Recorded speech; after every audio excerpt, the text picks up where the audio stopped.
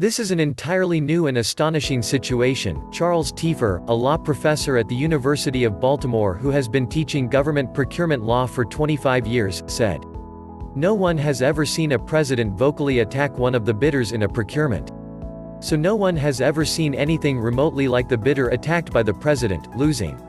Tiefer is referring to the situation that spawned the sensational lawsuit Amazon AMZN filed last November, challenging the Pentagon's awarding of the $10 billion Jedi Cloud contract to Microsoft (MSFT). It alleges that President Donald Trump's oft-expressed, seething animus for Amazon and Jeff Bezos, its founder and CEO, caused Pentagon officials, consciously or subconsciously, to award the contract to Microsoft. The judge will decide shortly whether to grant the Defense Department's request, filed last month, to freeze the suit for 4 months. The department wants a chance to correct an apparent error the judge found in its rationale for selecting Microsoft, a choice that had stunned many observers when announced last October. Amazon's Amazon Web Services (AWS) unit had long been considered the front-runner in the contest, because it pioneered the commercial cloud industry, still commands more than twice the market share of its nearest competitor, Microsoft Azure, and is the only vendor already authorized to operate at a secret or top-secret level, having provided cloud services for the Central Intelligence Agency (CIA) since 2013. The department asked for the pause after the judge issued a startling preliminary injunction in February, barring the Pentagon from going forward with the contract until she could fully hear Amazon's case. Judge Patricia Campbell Smith of the Court of Federal Claims found that, based on what she'd seen so far, Amazon's suit was likely to succeed. In a statement at the time, Microsoft stressed the narrowness of her ruling. The decision disagreed with a lone technical finding, the company said in a statement. The decision does not find error in the Department of Defense's evaluation in any other area of the complex and thorough process that resulted in the award of the contract to Microsoft. But while that's true, the judge simply didn't reach the host of other serious faults Amazon has alleged in the Pentagon's evaluation. She was saying that even the single likely error she found might alone warrant Microsoft's being declared ineligible and eliminated from the competition. A bold and extraordinary lawsuit filed by Amazon. The case is playing out at 2 levels. At level 1, it is a conventional bid protest suit, a dry, technical review of 200,000 pages of administrative memos and reports, judging whether career professionals reasonably evaluated the competing offerings vis-a-vis 8 factors and 55 sub-factors laid out in the solicitation request. On its face, Judge Campbell Smith's ruling was made at that level, homing in on just one of the errors that Amazon claims afflict 6 of the 8 factors. But the ruling unavoidably resonates, sotto voce, at the second level of Amazon's arguments, the astounding backdrop Professor Tiefer was referring to, and against which all of the Level 1 decisions are being scrutinized. Those arguments make this case the most extraordinary government procurement lawsuit in history. At its core, Amazon is alleging an impeachable offense. The claim is that President Trump put his own personal interest in punishing Amazon's founder and CEO Jeff Bezos, who, since 2013, has also owned The Washington Post, above both the law and the national security interests of the United States.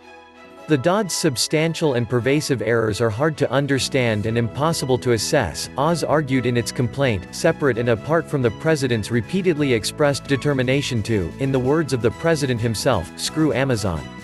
The boldness of Amazon's case is also unprecedented, especially for a public company. It bluntly uses the I word in its briefs, drawing explicit parallels between its allegations and those that led to Trump's impeachment. In a brief filed in January, seeking to take Trump's deposition, an unheard-of request in bid protest litigation, its lawyers wrote, "This protest occurs against the background of impeachment, which is grounded in the president's repeated refusal to separate his personal interests from the national interest." Legal experts have said the judge is highly unlikely to order Trump's deposition. In fact, given the law's strong presumption that procurement officials act in good faith, Amazon's whole suit has to be regarded, like the impeachment itself, as an uphill battle. At the same time, and again, like the impeachment, the suit lays out profoundly disturbing accusations that cry out to be aired, chronicled, and explored. At least 2 aspects of Amazon's case are rock solid. There is no denying President Donald Trump's long-standing, undisguised, foaming animus for Bezos, which first surfaced during the 2016 election campaign. Nor is there any denying his penchant for transgressing norms and testing the outer limits of executive power to advance seemingly personal goals. And believe me, if I become president, Trump vowed at a February 2016 campaign rally, oh, do they have problems? They're going to have such problems. The stated basis for his gripes has varied. Amazon wasn't paying high enough package delivery rates to the U.S. Post Office, costing the latter billions of dollars. It was getting away with murder by not paying internet taxes. It was doing great damage to tax-paying retailers. It was a monopoly. Bezos was using the Washington Post to conduct unregistered lobbying on Amazon's behalf, and Amazon was somehow using the Post, in which it has no stake, as a big tax shelter. The accusations ranged from plausible to debatable to baseless to impossible. But what seemed to unite them was Trump's fury at the tough, First Amendment-protected, coverage Trump was receiving from what he dubbed the Amazon Washington Post, an epithet he has used at least 17 times in tweets, and in countless references at rallies or on television. Bezos is using that newspaper as a tool for political power against me and against other people, he told Fox News personality Sean Hannity in May 2016. And I'll tell you what. We can't let him get away with it. The paper's editor, Marty Baron, has repeatedly said that Bezos plays no editorial role. Tremendous complaints about the project. In July 2019, just before the Defense Department was expected to announce the winner of the Jedi procurement, Trump rotated his turret. So I'm getting tremendous complaints about the contract with the Pentagon and with Amazon, he said during a press conference with the Prime Minister of the Netherlands, referring to Jedi. I will be asking the Defense Department to look at it very closely to see what's going on. Within hours, Trump's son, Donald Trump Jr., was predicting that Oz would lose the contract. Well, Trump Jr. tweeted. Looks like the shady and potentially corrupt practices from at Amazon and no-bid Bezos may come back to bite them. A week later, the newly sworn-in Defense Secretary, Mark Esper, commenced the review Trump had promised. In the end, the Pentagon decided that the process had been fair after all, but then crowned Microsoft the winner. Press outlets termed the outcome stunning, shocking, and a huge upset. Even Microsoft seemed caught unawares, not releasing a press release until the next day. The most plausible inference from these facts is simply this: Amazon's lawyers wrote in their complaint. Under escalating and overt pressure from President Trump, Dudie departed from the rules of procurement and complied, consciously or subconsciously, with its commander-in-chief's expressed desire to reject AWS's superior bid. The Pentagon and Microsoft have protested that Amazon's inferences are preposterous speculation. Amazon failed to connect the dots between the president's alleged bias and the decisions of the source selection professionals, the government's lawyers argued in their filings. Microsoft's lawyers have decried Amazon's sensationalized and politicized rhetoric, and stressed that the evaluation process is multi-layered, multi-phased, and multi-structured so that no one person or team can unduly influence the outcome.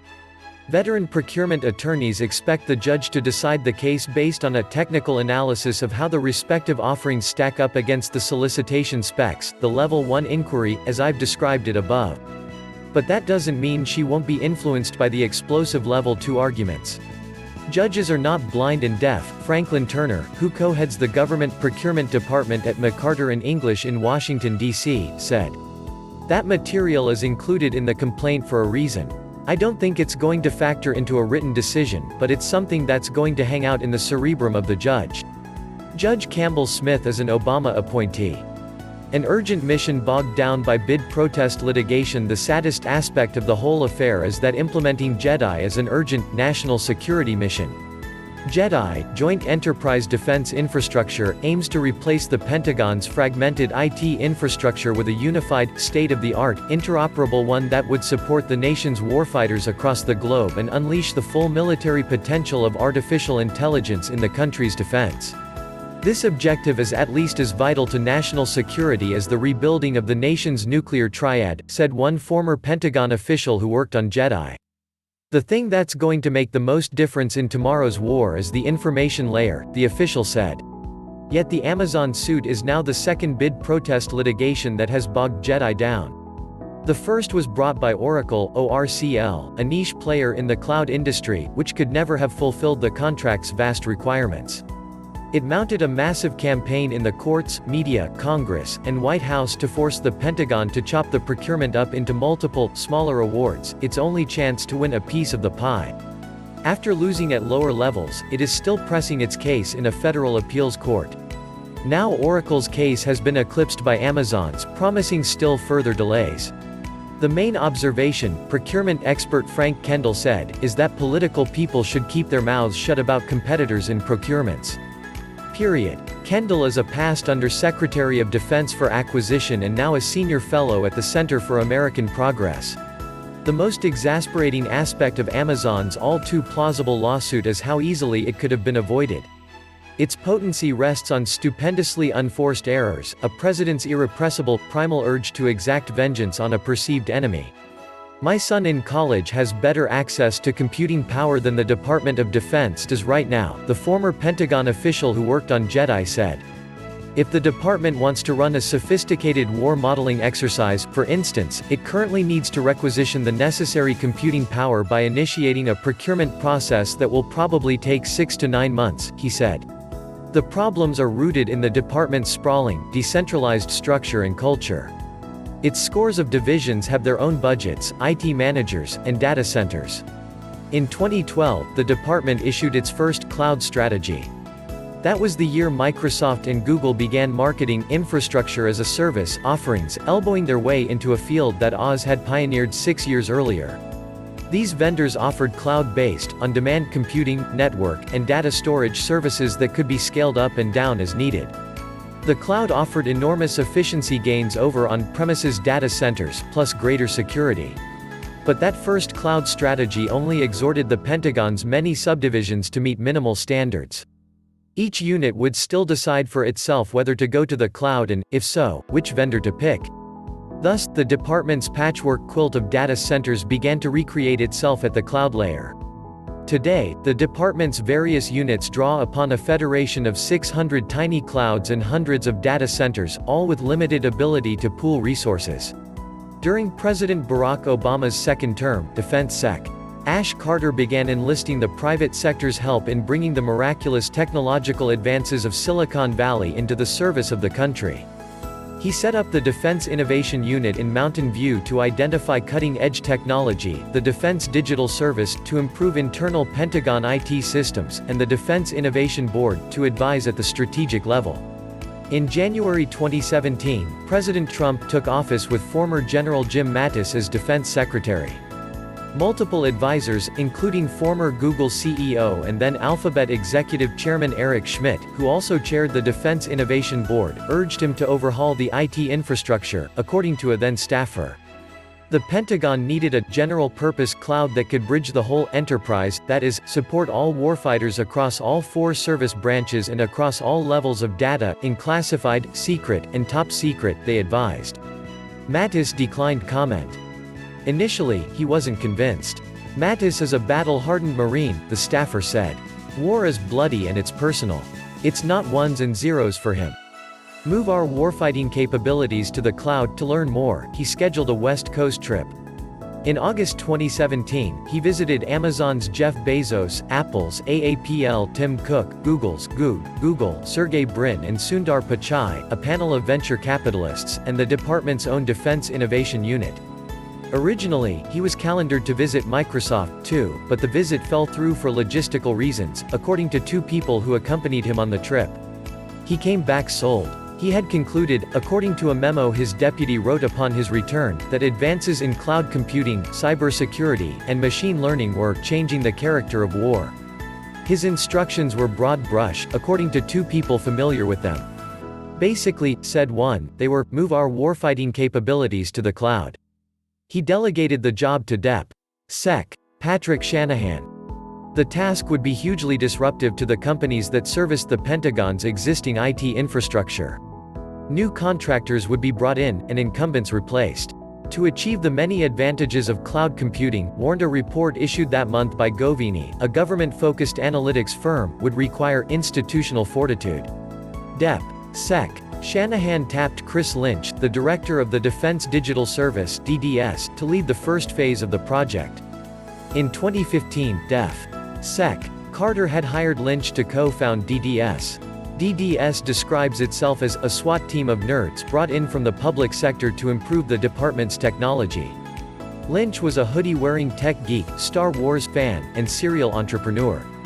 His group reportedly named the project Jedi. After a stint at Microsoft, he had launched a series of startups ranging from enterprise data analytics to gaming platforms. At DDS, he hired other young techies from places like Google, Palantir, and Shopify. A consensus emerges for a single award. A key, early decision Lynch faced was whether to recommend a single award or multiple award contract. In other words, would one vendor win the whole shebang, or would responsibilities be split among several vendors? For big-dollar pentagon procurements, multiple award contracts are the path of least resistance. To begin with, they're the easiest way to avoid bid protest litigation. If everyone gets a lollipop, no one complains. More important, procurement laws favor multi-award contracts. In order to avoid vendor lock-in and spur competition, Congress had enacted 2 statutes that required procurements like this one to provide multiple awards unless special circumstances are shown.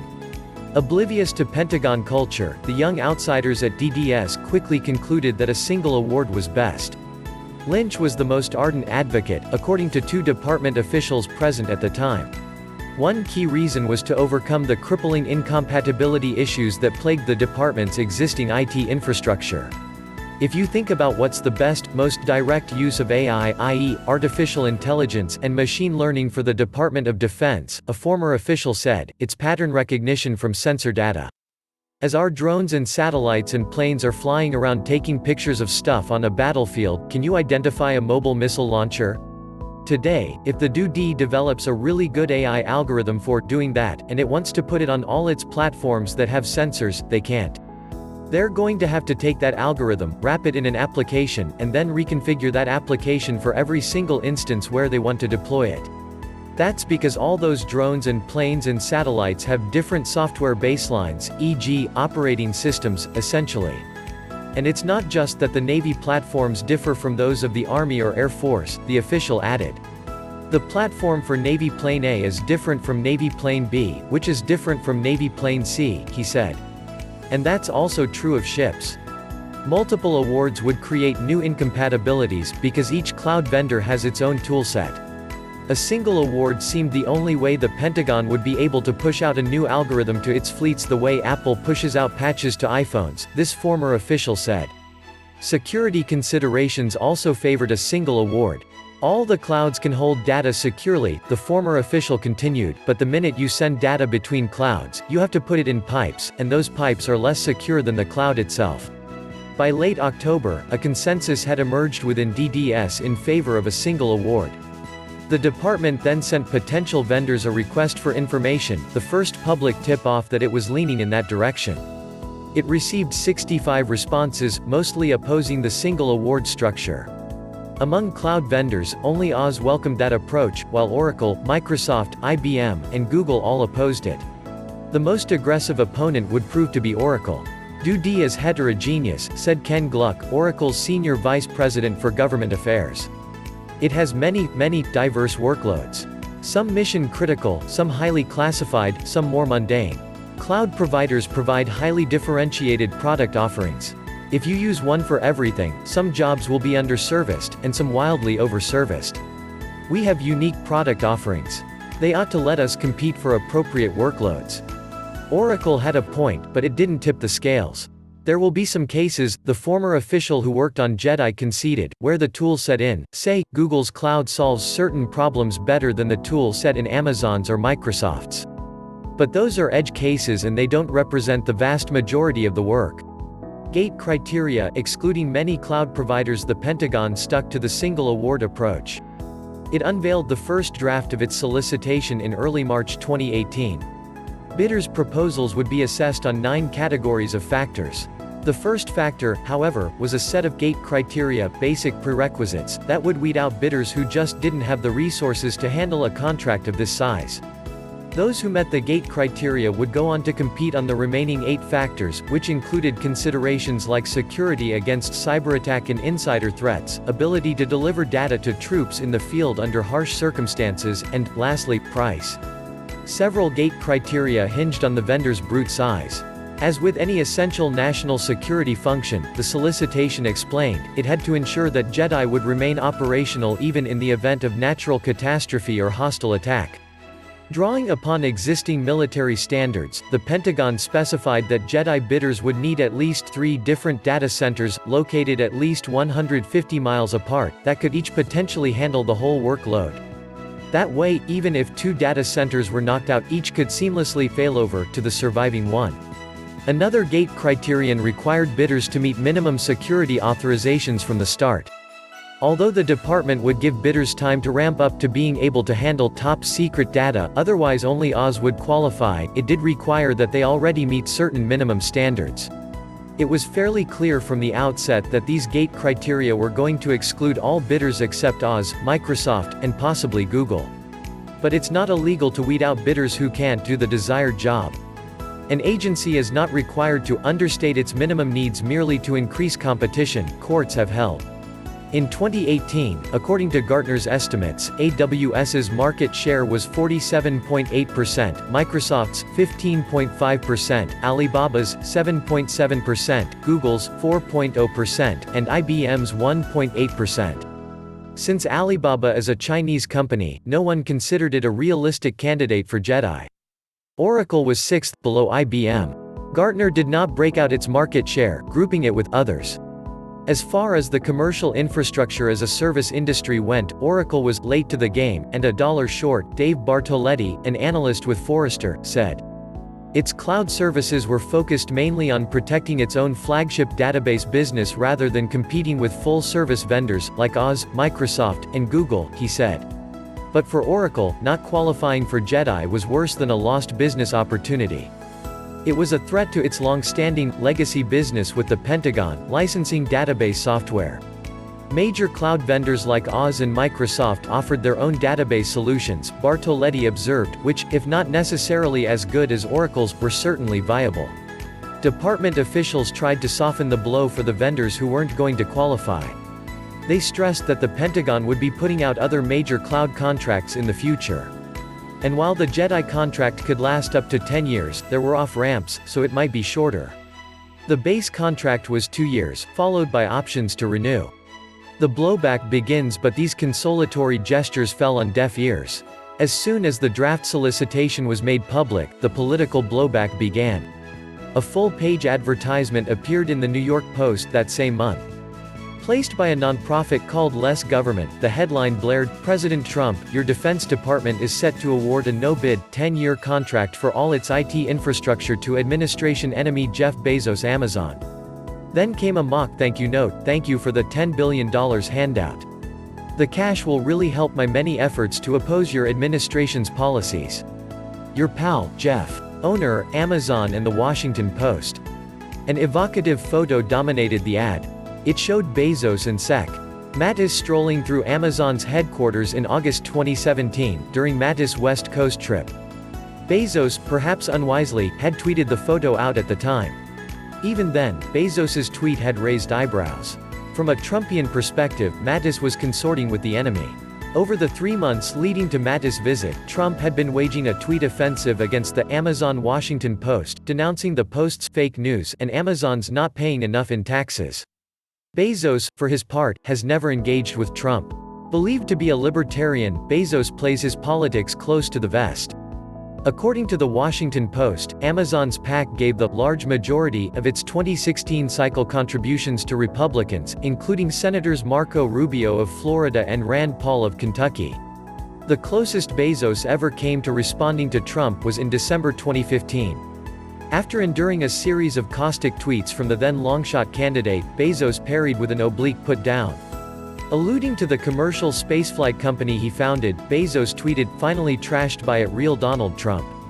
We'll still reserve him a seat on the Blue Origin rocket. #send Donald to space." In late March, Trump unleashed another salvo of anti-Bezos tweets, several of which focused on another Trump hobby horse, Amazon's alleged post office scam. Trump hypothesized that the U.S. Post Office was losing $1.50 on average for each package it delivers for Amazon, thereby saving itself $2.6 billion in shipping costs. The Postal Regulatory Commission, which sets those rates, found that its program for companies like Amazon generated $7 billion in profit in 2017, according to the Post. Trump's tweets were drawing blood. Under the latest volley, Amazon's market cap fell $73 billion from March 12 to April 7, The Guardian reported, zapping $16 billion off Bezos' personal fortune. By April, Trump's obsession with Amazon and Bezos had become a news story in itself, reported in, for instance, Axios, New York Magazine, Vanity Fair, and The Washington Post. The Post speculated that some of Trump's animus might stem from a recent Forbes listing of billionaires. In it, Bezos had soared for the first time to the #1 spot, with $112 billion in net worth, while Trump had fallen several notches, to 766th, with a measly $3.1 billion. The Vanity Fair piece, by Gabriel Sherman, was the first to foreshadow that Trump's Bezos fixation could impact Jedi. Trump was discussing ways to escalate his Twitter attacks on Amazon to further damage the company, Sherman reported. Trump was off the hook with this, one source told him. Said another, Trump is like, how can I F*** with him? The article continued, advisors are also encouraging Trump to cancel Amazon's pending multi-billion contract with the Pentagon to provide cloud computing services. On April 2, Oracle's then co-CEO Safra Catz had dinner with Trump at the White House, as the guest of Peter Thiel. There, Catz, an early Trump supporter who had served on his transition team, criticized the Jedi bidding process, complaining that it seemed designed for Amazon to win, according to Bloomberg. In the ensuing months, Bloomberg revealed that Oracle was leading a coalition of at least 9 companies trying to force the Pentagon to move to a multiple award approach. Others included Microsoft, IBM, and an array of legacy Pentagon contractors, including Dell Technologies (Dell), Hewlett-Packard Enterprises (HPE), SAP America (SAP), and General Dynamics CSRA unit. At about this time, a non-profit watchdog group also sprang up, called the Free and Fair Markets Initiative. It began walloping Amazon on an array of fronts, including Jedi. More than a year later, the Wall Street Journal revealed that the group was largely funded by Oracle, retailer Walmart, and shopping mall operator Simon Property Group. Meanwhile, Trump was still pounding Amazon over postal rates. He personally pushed the U.S. Postmaster General Megan Brennan to double the rate the service charged Amazon, according to The Washington Post. She refused, explaining that she was bound by contracts, and arguing that the rate benefited the service. Trump then issued an executive order setting up a task force to review postal service operations, including the pricing of the package delivery market. In December 2018, the task force did recommend increases in some package delivery rates. It is doubtful that any president since John Adams has taken as personal an interest in the nation's postal rates as has President Trump. Back at the Pentagon, Jedi oversight committees and officials kept revisiting the single versus multiple award dilemma. They reached the same conclusion DDS had. Multiple vendors would complicate management, introduce technical complexity, raise the risk profile, increase security risks, hinder interoperability, and create impediments to operationalizing data through data analytics, machine learning, and artificial intelligence, according to internal reports. In late July 2018, the department issued the final solicitation, seeking a single award, which formally kicked off the procurement. By then, a mysterious dossier had been circulating around Washington for months. Written by Rossetti Starr, and inside the Beltway private investigatory group, it theorized that Pentagon officials with ties to Amazon had corruptly influenced the shaping of the Jedi procurement to steer it to Oz. Some of the dossier's insinuations were sufficiently salacious that some reporters initially passed on it. Eventually, Defense One and Bloomberg each wrote stories about the dossier itself, and how ugly and nasty it was. Some allegations had legs, though. There had, in fact, been some bad optics, and some actual conflicts of interest. One of Mattis' senior advisors was Sally Donnelly, a Zelig-like character who, prior to joining Mattis at the Pentagon, had run a strategic consulting firm that had Oz as a client. An associate at Donnelly's former firm, Anthony DiMartino, had also come to the Pentagon, becoming chief of staff to Dep. Sec. Shanahan. Donnelly and DiMartino each properly disclosed their potential conflicts when they arrived at the Pentagon. Nevertheless, DiMartino did attend some Jedi meetings he shouldn't have, a Pentagon oversight official later determined. The official, Jedi contracting officer Chanda Brooks, looked into the matter in April 2018.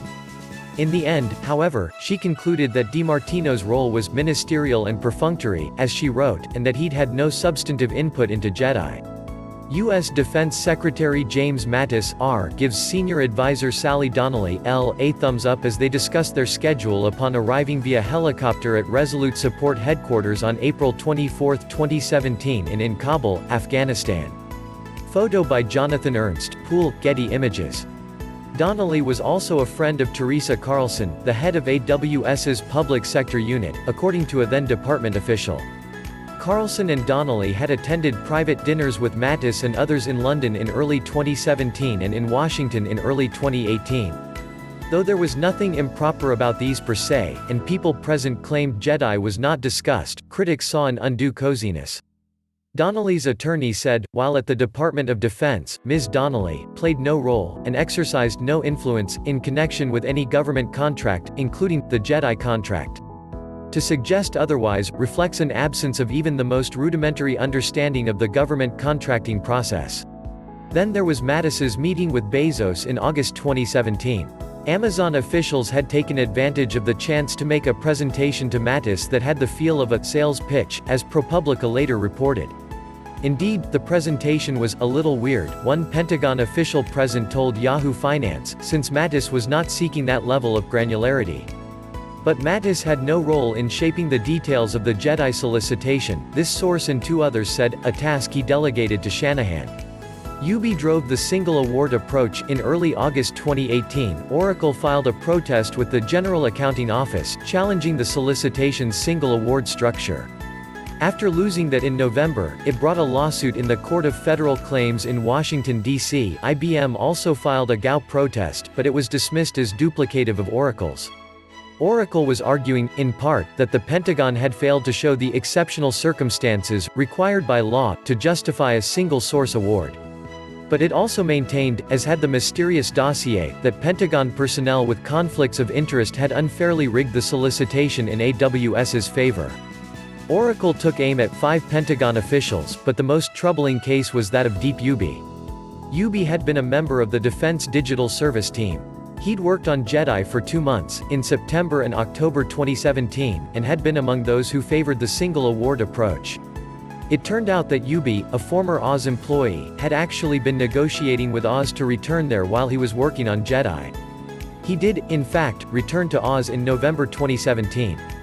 Both the Pentagon and Oz have said that Ubi lied to them, giving the Pentagon a false reason for his departure and falsely assuring Oz that Pentagon ethics authorities had greenlighted him to seek employment. His employment with Oz before and after his Pentagon stint was on the commercial side, not in the public sector unit. Jedi's contracting officer, Brooks, found that Ubi's conduct had not tainted the solicitation. But she did refer his case to the Pentagon's Inspector General for investigation of possible conflict of interest violations, including criminal provisions. The IG has not yet released his report. Though Ubi was a fairly low-level official, one of more than 70 who worked on the Jedi solicitation, Oracle now argued that Ubi drove the single award approach, as the company put it in a legal filing. That was a ludicrous contention, according to a higher-level official involved. As one of the central players that built the beginning of Jedi, I met Deep one time in the hallway, this person said. To me, this is the story you should be writing, how a company that is selling horse and buggies can just fabricate stuff and slow down the government's acquisition of cars. In October 2018, 4 cloud providers bid on the Jedi contract: Oz, IBM, Oracle, and Microsoft. Google bowed out, citing a conflict with its corporate AI principles. A few months earlier, its employees had protested its involvement in a military AI project. But the company also admitted to Bloomberg that it probably could not have met the contract's security requirements.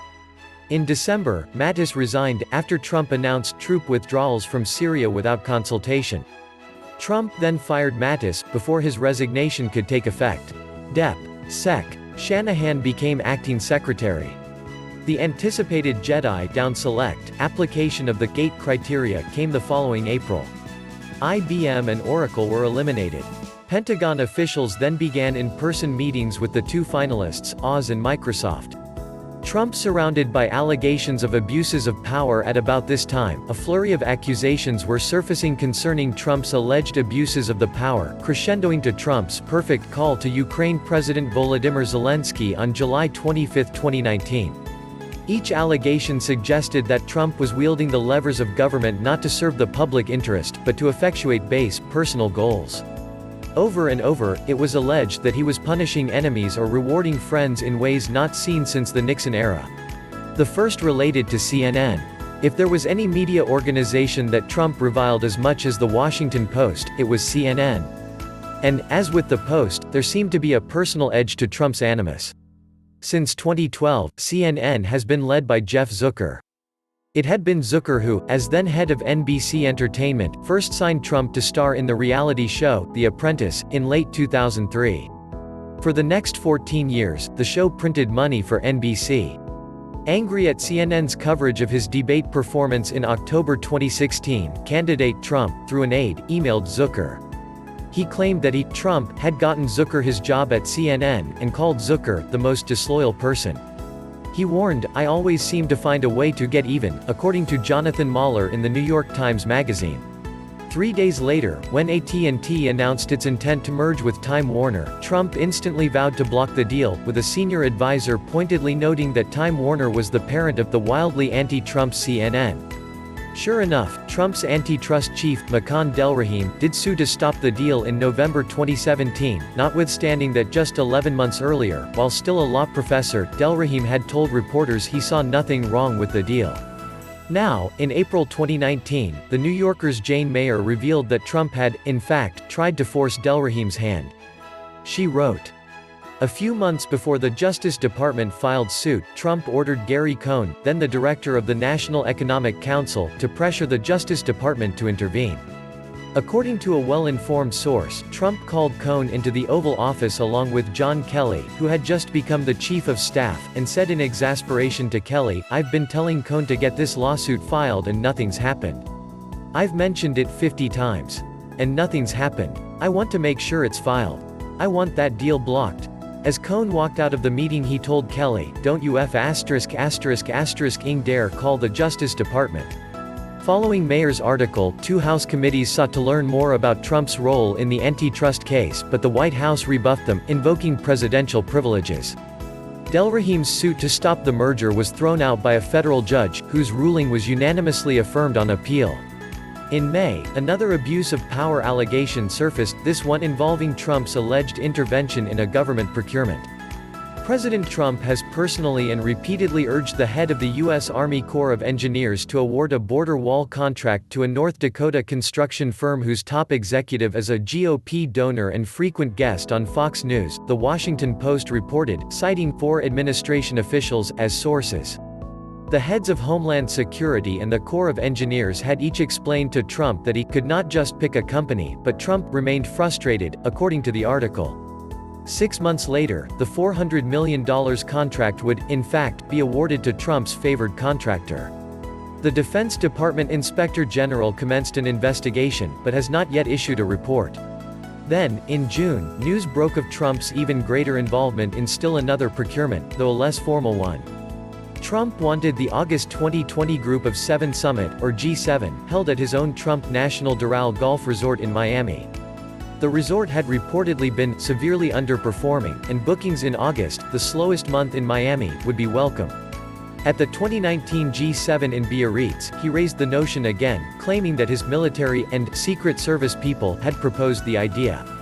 "It's not about me, it's about getting the right location," he said. In October, by which time Trump was already the target of a formal House impeachment inquiry stemming from the Ukraine affair, acting White House Chief of Staff Mick Mulvaney announced that the Doral had won the competition. He said the hotel would do it at cost, so Trump wouldn't make money off it. But Mulvaney also admitted that it was Trump himself who first suggested the site, after the Secret Service had already drawn up a list. An email later obtained by the Citizens for Responsibility and Ethics in Washington, through litigation, suggested that Trump made the final site selection choice himself. The selection raised issues under the Constitution's emoluments clause, and amounted to such unambiguous self-dealing that it likely would have constituted a felony if any federal official other than the president or vice president, who are carved out of federal conflict of interest laws, had tried it.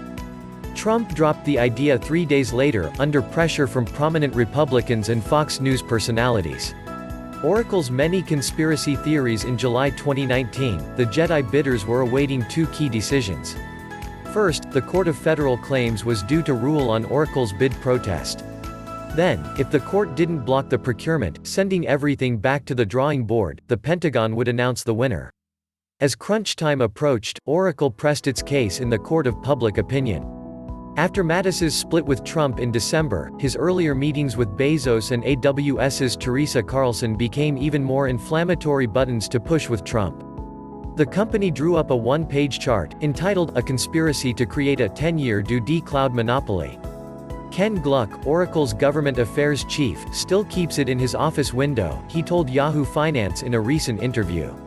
The flow chart was a visual encapsulation of Oracle's many, blurry conspiracy theories.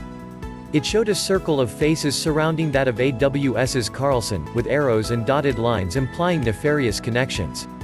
The faces include those of the conflicted former DDS official, Ubi, former Sec. Mattis's former advisor Sally Donnelly, Donnelly's colleague DiMartino, DDS Director Lynch, Obama's Secretary of Defense Ash Carter, and even President Obama himself shown hugging Carter. Though neither Lynch nor Carter had direct ties to Oz, Carter, who hired Lynch, had reportedly received informal advice from Donnelly when he was secretary. Perhaps worse still, Carter and Lynch were both independently tainted by their association with Trump's uber nemesis, Obama. Obama appointed Carter, who appointed Lynch.